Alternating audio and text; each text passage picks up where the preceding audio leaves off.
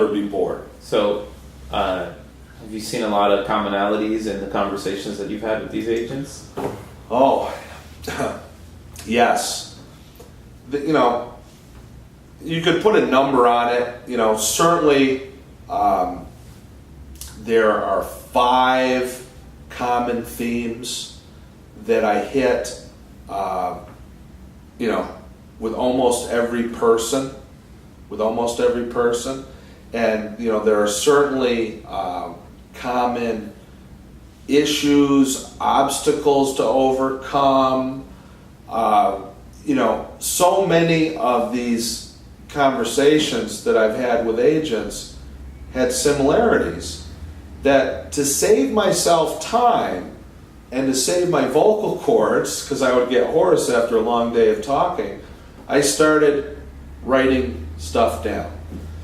And the easiest thing for me to do, because I had so many conversations, was simply to type out a conversation between me and an agent, just like we're sitting one-on-one, and write out a conversation and my suggestion and, you know, the line of questioning, and write it down. And then when I'm in the middle of a dialogue with someone and they seem to have an issue that I've written a story about, I'll just hand them this and I'll say, why don't you take 10 minutes, read that, and then we'll talk about it.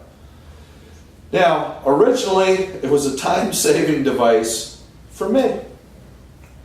And what I found out was a phenomenon that I guess is very well known. Excuse me. Some people learn much more effectively from the written word than they do for the conversation. In addition, when I'm talking to you, you're feeling a little pressure maybe.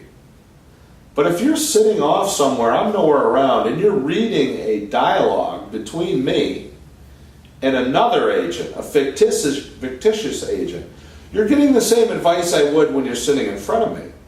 But I'm not there.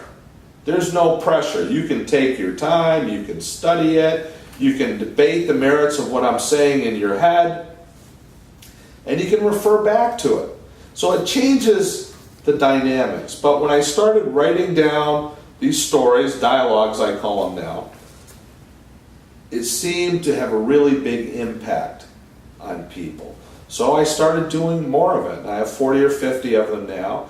And at every seminar, just after the break, I read one of the dialogues. Everyone gets a copy.